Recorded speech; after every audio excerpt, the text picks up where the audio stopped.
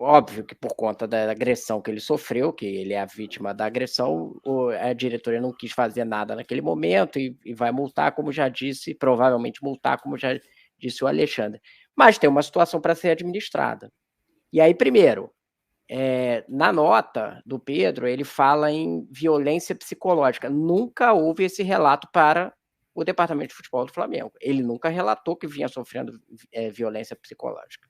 Então, as pessoas não sabem que violência é essa.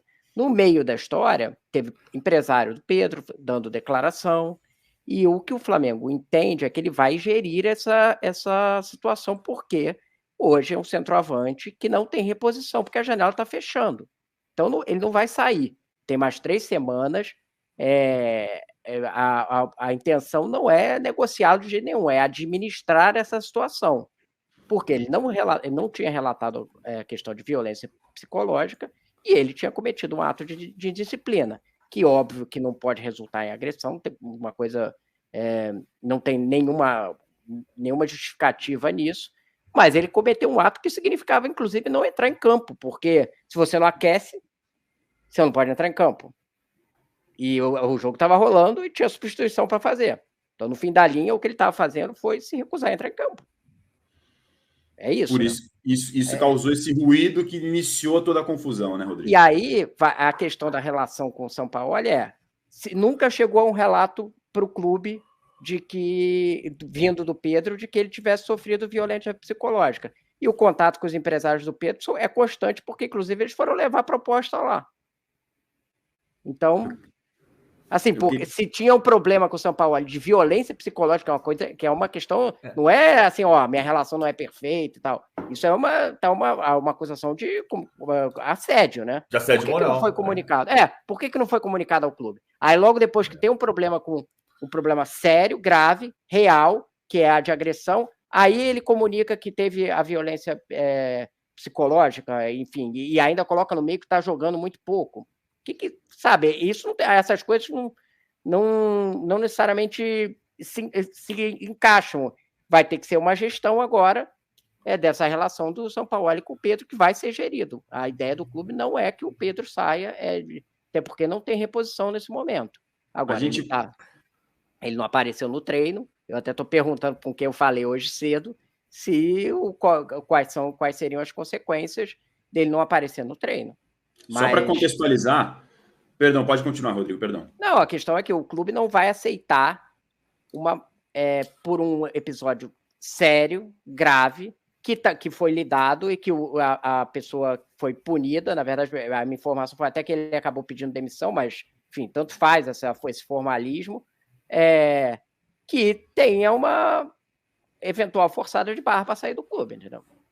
A gente, só para contextualizar essa informação que o Rodrigo cita, é importante, que eu já tinha falado também, sobre a tal violência psicológica. Só para contextualizar, trazendo a nota, na verdade, o pronunciamento que o Pedro fez. Abre aspas para o Pedro, depois do jogo da vitória do Flamengo. Poderia estar aqui falando dos escassos minutos recebidos nos últimos jogos, mas o que aconteceu hoje foi mais grave do que pode acontecer dentro das 4 linhas. Covardemente, sem motivo e inexplicavelmente, fui agredido com um soco no rosto por Pablo Fernandes, membro da comissão técnica do São Paulo. A covardia física se sobrepôs diante da covardia psicológica que tenho sofrido nas últimas semanas. Abre parênteses da minha parte. É esse o trecho ao qual a gente estava se referindo agora há pouco. Fecha parênteses. Alguém que se acha no direito de agredir o outro não merece respeito de ninguém. Já passei por muitas provações aqui no Flamengo, mas nada se compara com a covardia sofrida hoje. Que Deus perdoe uma pessoa que em pleno 2023 acha que uma agressão física possa resolver qualquer problema.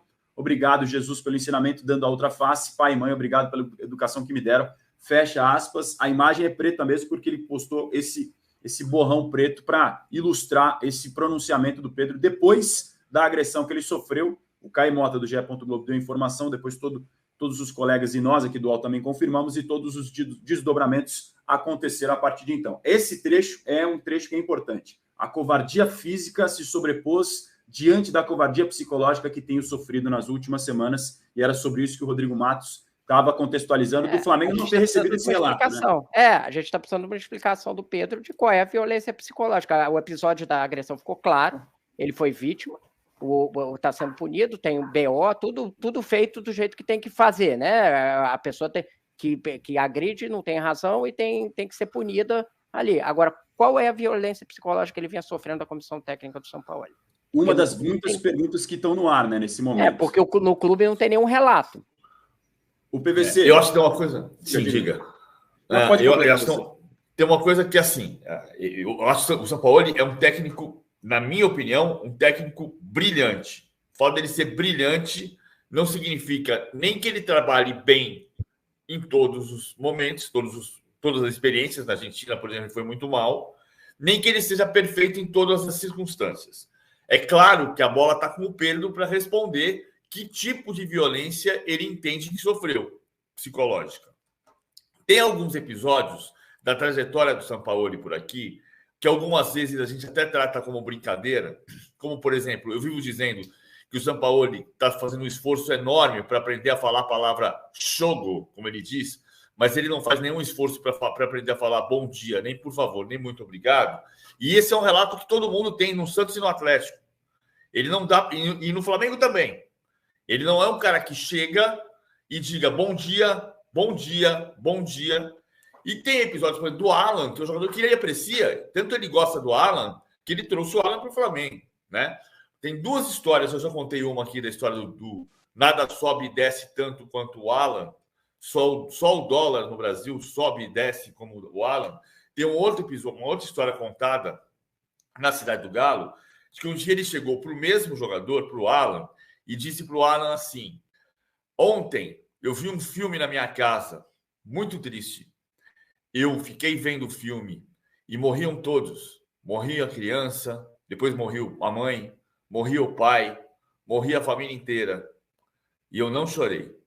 Mas hoje, quando eu cheguei aqui na Cidade do Galo e peguei o tape do jogo de ontem e fui ver você jogando, aí eu chorei. Chorei muito. Chorei demais. Esse tipo de coisa não é uma relação que seja saudável nos dias de hoje, né? Que talvez tenha sido aceita por outros jogadores, em outros técnicos, outros momentos. Na minha opinião, o Flamengo tomou a decisão mais sóbria e mais sábia. Não terá mais o Pablo Fernandes, seja pedindo demissão ou sendo demitido. Ele está fora da comissão técnica porque ele é o agressor. O agressor não é o Sampaoli. E sim, a bola está com o Pedro para o Pedro explicar o que está acontecendo, do que ele se sente vítima. O Sampaoli é um técnico, do ponto de vista tático, brilhante, primoroso. O Flamengo está crescendo. E porque está crescendo, não tem que mexer na comissão técnica, na minha opinião. No comando da comissão técnica, né? No Sampaoli. Agora, do ponto de vista humano, a gente sabe que o Sampaoli tem muita coisa para, nas relações humanas, ele pode ser melhor do que ele é.